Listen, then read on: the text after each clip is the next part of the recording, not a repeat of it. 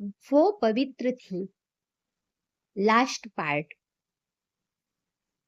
उसे आज एक माँ की बेबसी का एहसास हो रहा था।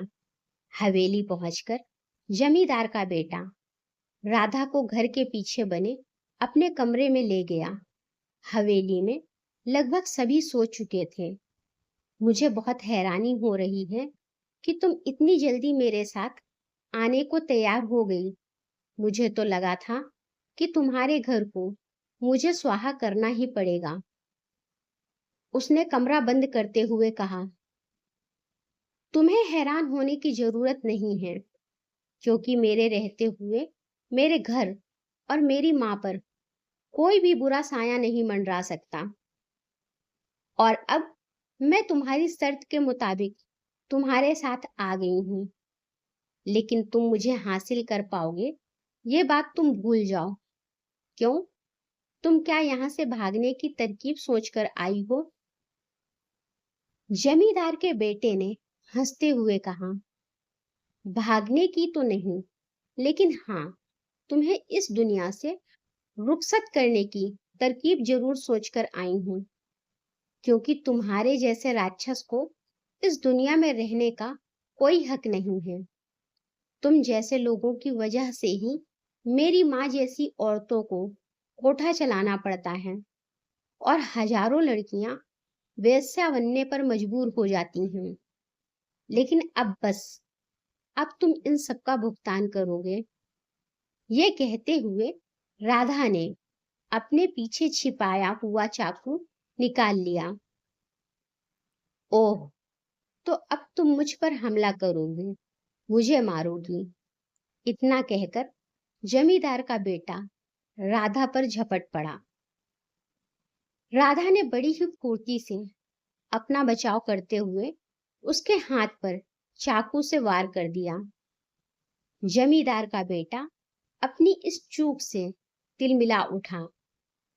उसने एक तमाचा राधा के मुंह पर जड़ दिया, जिससे राधा सामने रखी अलमारी से जा टकराई।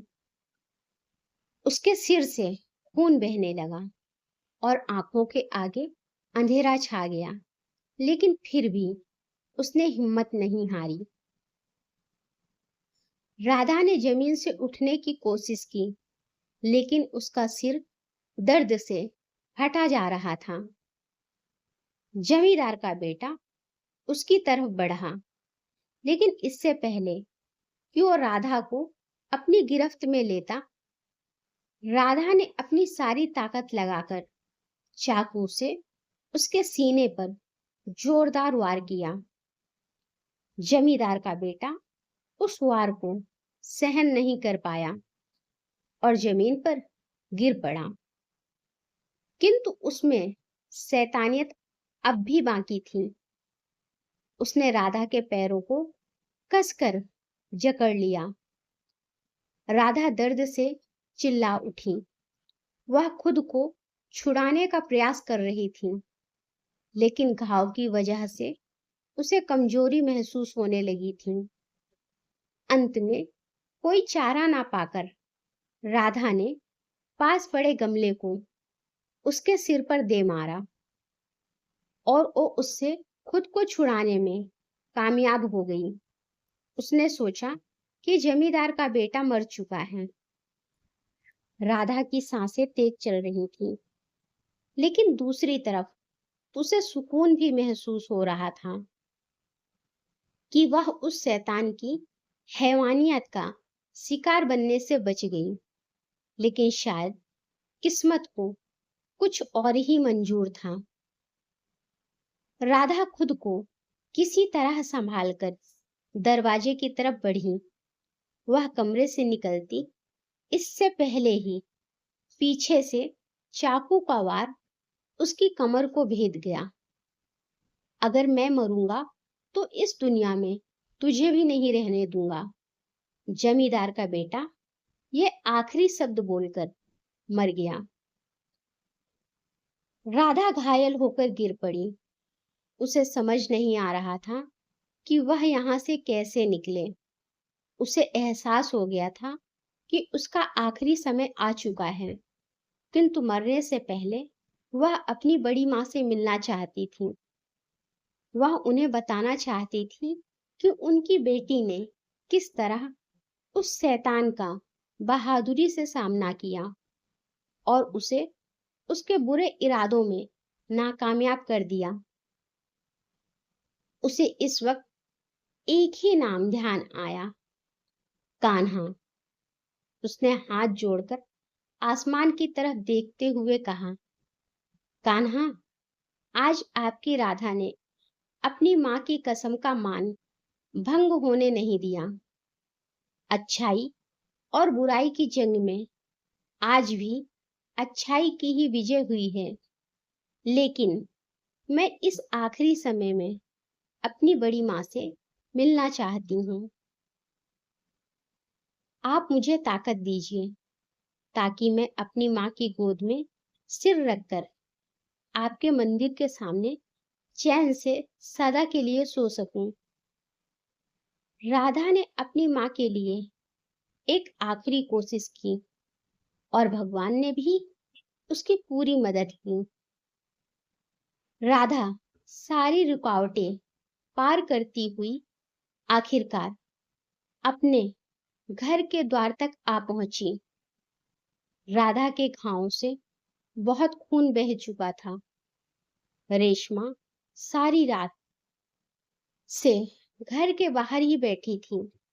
राधा को इस हालत में देख उसके मुंह से चीख निकल गई। उसने तुरंत जाकर राधा को पकड़ा। उसकी आंखों से आंसू रुकने का नाम नहीं ले रहे थे। राधा ने उसे कान्हा के मंदिर की तरफ इशारा कर वहां ले जाने को कहा। कान्हा की मूर्ति के सामने राधा रेशमा की गोद में सिर रखकर लेट गई। रेशमा ने डॉक्टर को बुलाने के लिए कहा, लेकिन राधा ने मना कर दिया और बोली, रहने दीजिए बड़ी माँ, मैं जानती हूँ कि अब इन सब का कोई फायदा नहीं। अब बहुत देर हो चुकी है।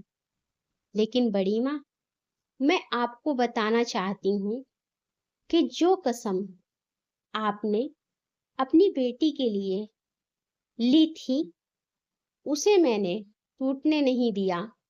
माँ, हाँ माँ, मैंने उस भेड़िए के सामने अपने घुटने नहीं टेके, बल्कि डटकर उसका सामना किया और उसे उसकी जगह दिला दी।